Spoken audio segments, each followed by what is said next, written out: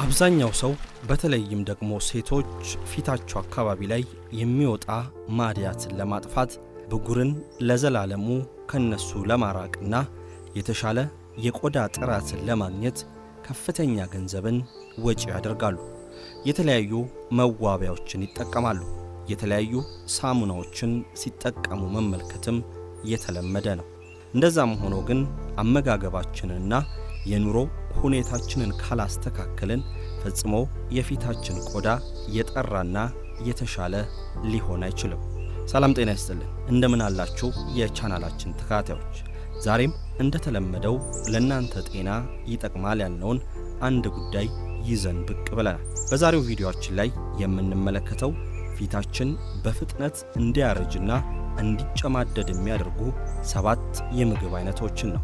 ታዲያ እነዚህን የምግብ አይነቶች የትኞቹ ናቸው የሚለውን ከመመልከት ባለፈ ምን አይነት ምግብን በእነሱ ፈንታ ብንመገብ የተሻለ ቆዳ ይኖረናል፣ ፊታችንም እንዳይጨማደድ ይሆናል የሚለውን እንመለከታለን። እስከ ፍጻሜው ላይክ፣ ሼር እና ሰብስክራይብ እያደረጋችሁ አብራችሁን ቆዩ። ፊታችን ቶሎ እንዲጨማደድና ያለ ዕድሜያችን እንድናረጅ ከሚያደርጉን የምግብ አይነቶች ውስጥ አንዱ የድንች ጥብስ ወይም ፍሬንች ፍራይስ ነው። ይህ ምግብ ታዲያ ከኢትዮጵያ ጀምሮ በዓለም አቀፍ ደረጃ በርካታ ሰዎች ከሚመገቧቸው የምግብ አይነቶች ውስጥ አንዱ ነው። የድንች ጥብስን ስንመገብ ምናልባት ከፍተኛ ደስታ ሊሰማን ይችላል። ጣፋጭነቱም በርካታ ሰዎች እንዲመገቡት ሊያደርግ ይችላል። እንደዛም ሆኖ ግን በፊታችን ቆዳ ላይ ከፍተኛ ችግርን ከሚያመጡ የምግብ አይነቶች ውስጥ አንዱ የድንች ጥብስ ነው። በአጠቃላይ ማንኛውም በከፍተኛ ሙቀት ውስጥ በተለይም በዘይት የሚጠበስ ምግብ ለጤናችን ጎጂ መሆኑን ማወቅ አለብን። የድንች ጥብስ ደግሞ ከሌሎቹም የባሰ እጅግ አደገኛ ነው።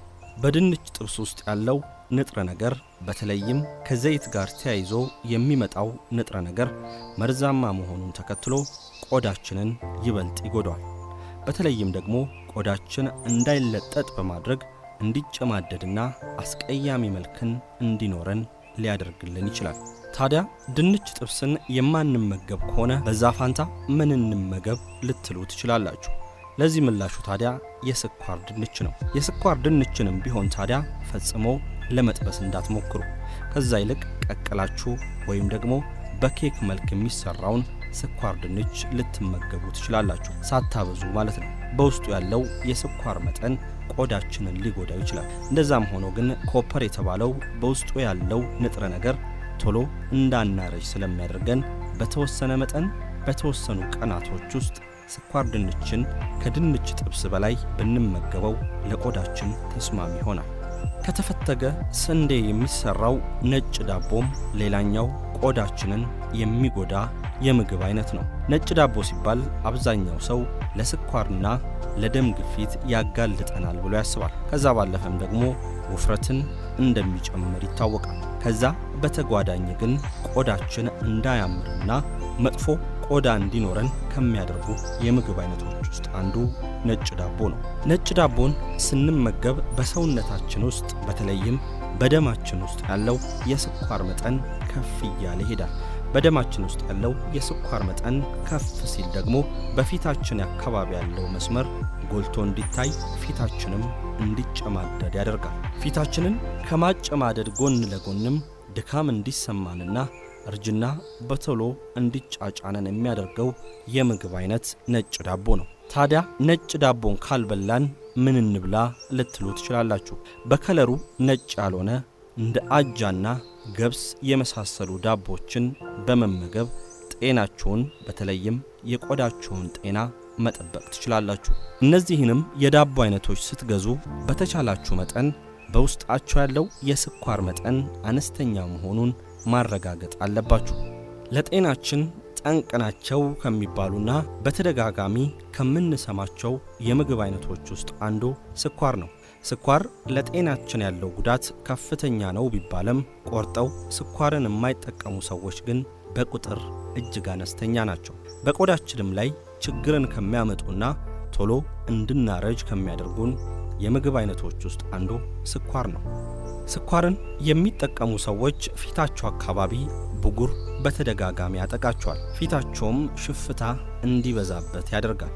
ጣፋጭ ነገርን መተው አልችልም ካላችሁ ታዲያ ስኳርን ከመመገብ ይልቅ እንደ ማርና ፍራፍሬ ያሉ ተፈጥሯዊ ስኳርን በውስጣቸው የያዙ ምግቦችን መመገብ ይኖርባቸዋል።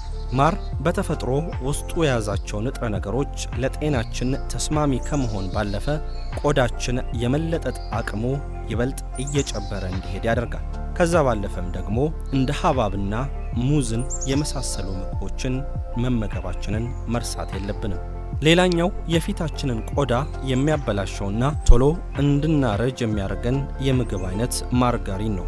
አብዛኛው ሰው ማርጋሪንን እንደ ቅቤ ይመለከቷል። ማርጋሪን ግን ቅቤ አይደለም። ማርጋሪን በእርግጥ ከሌላኛው ቅቤ ጋር ሲነጻጸር በውስጡ ያለው የኮሌስትሮል መጠን አነስተኛ ቢሆንም ለቆዳችን ግን ተስማሚ ሊሆን አይችልም። በተለይም በማርጋሪን ውስጥ ያለው ትራንስ ፋቲ አሲድ ቆዳችን ለፀሐይ በሚጋለጥበት ወቅት እንዲጎዳ፣ ከዛ ባለፈ ደግሞ የፊታችን ቆዳ የተለያየ ከለር እንዲኖረው ያደርጋል።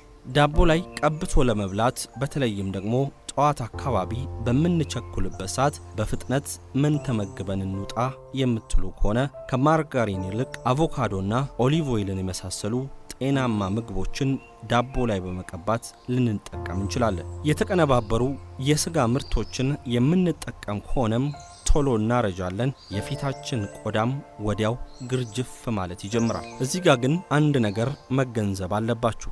ስጋ ሲባል ሁሉም የስጋ አይነት አይደለም። ከዛ ይልቅ ከእርድ በኋላ ወደ ፋብሪካ ገብተው የተለያዩ ኬሚካሎች ተጨምረውባቸው የተለያየ ቅርጽና የተለያየ ሁኔታን ይዘው የሚወጡ ስጋዎች ማለት ነው።